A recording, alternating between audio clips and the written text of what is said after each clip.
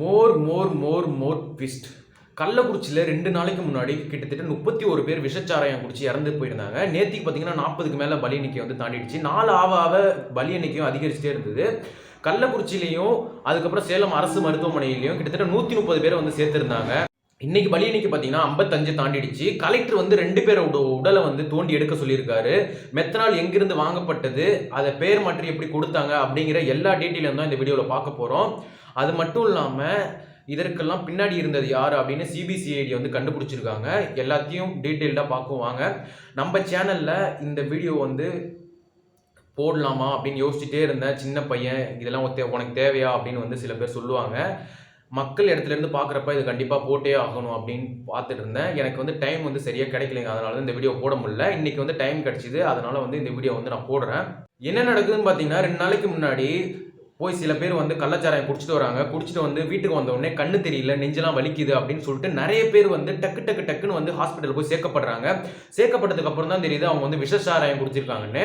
கள்ளக்குறிச்சி மாவட்டத்தில் கருணாபுரம் அப்படிங்கிற கிராமத்தில் கிட்டத்தட்ட 3 பேர், 2 ஆண் 1 பெண் வந்து வித்துட்டு இருந்திருக்காங்க. இது வந்து அங்கே வந்து இந்த வியாபாரம் வந்து ஃபேமஸாக வந்து நடந்துட்டு இருந்திருக்கு. பல ஊர்களில் இருந்து வந்து மக்கள் வந்து அங்கே வந்து குடிச்சிட்டு இருந்திருக்காங்க. இது வந்து எல்லா அதிகாரிகள், அதுக்கப்புறம் கட்சி நிர்வாகிகள் எல்லாத்துக்குமே தெரிஞ்சு தான் நடந்திருக்கு. ஓகேவா? இதை வந்து இவ்வளோ பெரிய விஷயம் ஆனதுக்கு அப்புறம் தான் வந்து எல்லாமே வந்து ஃபோக்கஸ் பண்ண ஆரம்பிக்கிறாங்க. இதுக்கு முன்னாடி வரையும் அது வந்து யாருக்குமே வந்து தெரியல. ஓகேவா? நேத்திக்கு கள்ளக்குறிச்சி ஹாஸ்பிட்டல்லையும் அதுக்கப்புறம் பார்த்தீங்கன்னா சேலம் ஹாஸ்பிட்டல்லையும் வந்து நிறைய கட்சி தலைவர்கள் வந்து அந்த பாதிக்கப்பட்ட நபர்களை வந்து பார்த்துட்டு போனாங்க. அதுக்கப்புறமும் வந்து உயிரிழப்புகள் வந்து அதிகரிச்சிருக்கு. 43 இருந்த நேற்று 43 இருந்த எண்ணிக்கை படிப்படியாக இப்போ வந்து 55 ஆச்சு. இதுக்கு மேலேயும் வந்து உயிரிழப்புகளுக்கு அதிகரிக்க வாய்ப்பு இருக்கு. இதற்கெல்லாம் மெயின் காரணம் பார்த்தீங்கன்னா அந்த விஷச்சாராயத்தில் மெத்தனால் கலக்கப்பட்டது தான். மெத்தனால் இந்த ஆசிட் பார்த்தீங்கன்னா என்ன பண்ணுன்னு பார்த்தீங்கன்னா, எத்தனால் தான் வந்து மெயினாக வந்து ஆல்கஹாலில் கலக்கப்படுற ஒரு திரவம். ஓகேவா?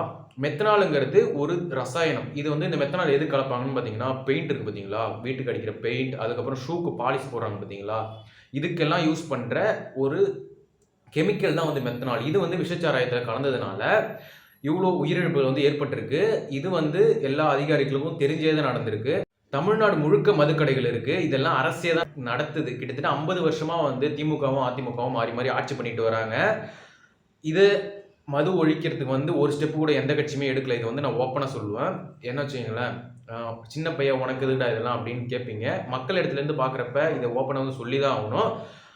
இப்படி தமிழ்நாடு முழுக்க என்னதான் மதுக்கடைகள் இருந்தாலும் என்ன பண்ணுறாங்கன்னு பார்த்தீங்கன்னா, விலை கம்மியாக இருக்குன்ட்டு போயிட்டு இந்த கள்ளச்சாராயத்தை வாங்கி வந்து குடிக்கிறாங்க.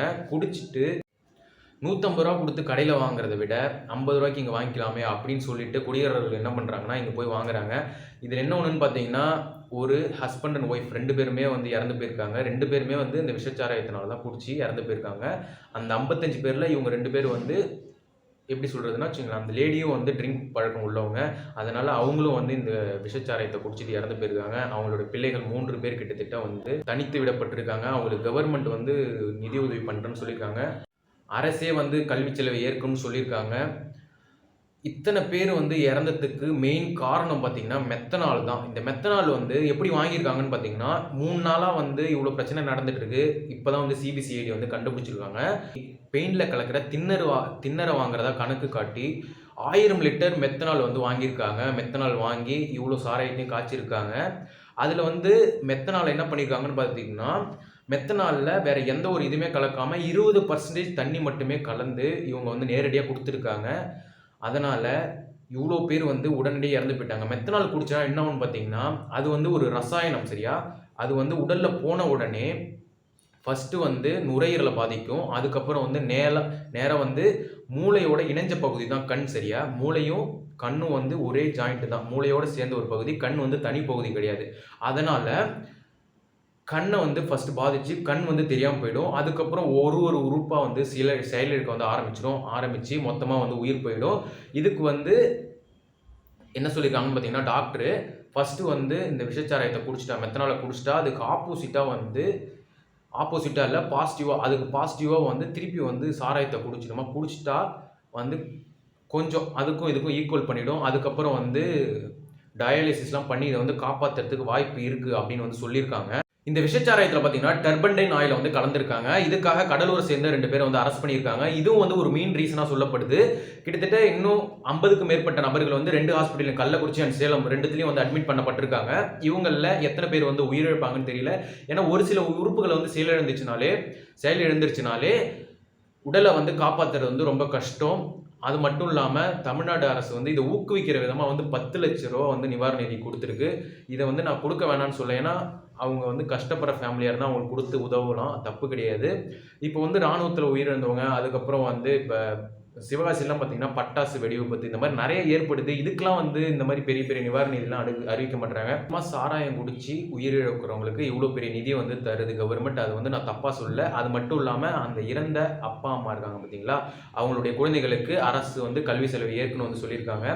அது மட்டும் இல்லாமல் கலெக்டர் இன்னைக்கு இப்போ வந்து அப்டேட் என்னன்னு பார்த்தீங்கன்னா, அந்த கள்ளக்குறிச்சி மாவட்ட கலெக்டர் வந்து 2 பேரோட உடல்கள், அதாவது இப்போ புதைக்கப்பட்ட 2 பேரோட உடல்களை வந்து தோண்டி எடுக்க சொல்லியிருக்காங்க. எதனாலன்னு பார்த்தீங்கன்னா, இவங்க வந்து விஷச்சாராயம் குடிச்சு ஹாஸ்பிட்டல் கொண்டு போகிறதுக்குள்ளேயே வந்து இறந்து போயிட்டாங்க. அதனால வந்து ஹாஸ்பிட்டல்ல இருந்து வந்து உடலை வந்து திருப்பி எடுத்துட்டு போக சொல்லிட்டாங்க. ஊர் மக்களும் வந்து ஊரில் வந்து அடக்கம் பண்ணிட்டாங்க.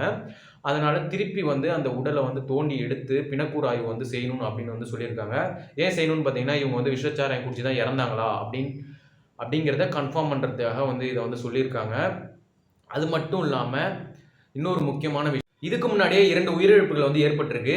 அதாவது ஒரு வருஷத்துக்கு முன்னாடி. அது வந்து யாருக்குமே வந்து தெரியாது. 2 உயிரிழப்புகள் ஏற்பட்டதுனால அதை வந்து அவங்க வேற ஒரு கோணத்தில் திசை திருப்பி அதை வந்து அப்படியே விட்டுட்டாங்க. மக்களே வந்து ஓப்பனாக சொல்கிறாங்க, அதிகாரிகள் எல்லாத்துக்குமே தெரிஞ்சே நடக்குது அப்படின்னு வந்து எப்படி சொல்கிறதுனா, பக்கத்துலேயே வந்து கவர்மெண்ட் ஆஃபீஸ்லாம் இருக்குது, ஆனால் இவங்க வந்து பின்னாடியே வந்து சாராயம் காய்ச்சி விற்கிறாங்க அப்படின்னு வந்து மக்களே வந்து நீங்கள் பார்ப்பீங்க, நியூஸ் சேனல்லாம் சொல்கிறாங்க.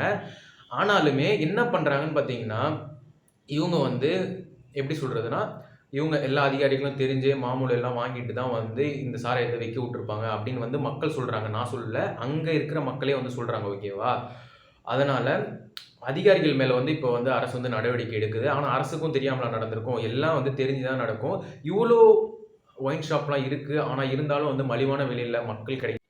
50 ரூபாய்க்கு தன்னோட உயிரை வந்து விட்டுட்டு வந்திருக்காங்க அப்படின்னு வந்து சொல்லிட்டு, இனிமேல் எல்லாம் வந்து பூரண மதுவிலக்கை வந்து தமிழ்நாட்டில் கொண்டு வரத்துக்கு எந்த ஒரு அரசியல் கட்சியுமே வந்து நடவடிக்கை எடுக்கல. தீபாவளி ஆனால் 450 கோடியும், பொங்கல் ஆனால் கிட்டத்தட்ட 500 கோடிக்கு மேலேயும் வந்து ஓடிக்கிட்டு இருக்கிறதுனால, அதாவது தமிழ்நாட்டோட கஜானாவே இந்த ஒயின் ஷாப் தான் அப்படிங்கிற மாதிரி மக்கள் நீங்கள் எங்கேயாவது குடிச்சு நாசமாக போங்க, எங்களுக்கு காசு வந்தால் போதும், நாங்கள் வந்து அரசியல் பண்ணுறது எங்களுக்கு காசு இருந்தால் போதும் அப்படின்னு நினச்சிட்டு எல்லா கட்சிகளும் வந்து அரசியல் நடத்திக்கிட்டு இருக்காங்கன்னு சொல்லிட்டு இந்த வீடியோ முடிச்சுக்கிறேன். இந்த வீடியோவை யாருக்காவது இந்த கள்ளக்குறிச்சியில் நடந்த சம்பவம் தெளிவாக தெரியலனா அவங்களுக்கு வந்து இந்த வீடியோ ஷேர் பண்ணுங்கள். அது மட்டும் இல்லாமல் சின்ன பையன் உனக்கு எதுக்குப்பா இதெல்லாம் அப்படின்னு சொல்லிட்டு சில பிரச்சனைகள் வரதான் செய்யும். அதெல்லாம் வந்து எந்த பிரச்சனை வந்தாலும் நான் பார்த்துக்கிறேன், ஒன்றும் பிரச்சனை இல்லை. ஓகேவா? தேங்க்யூ.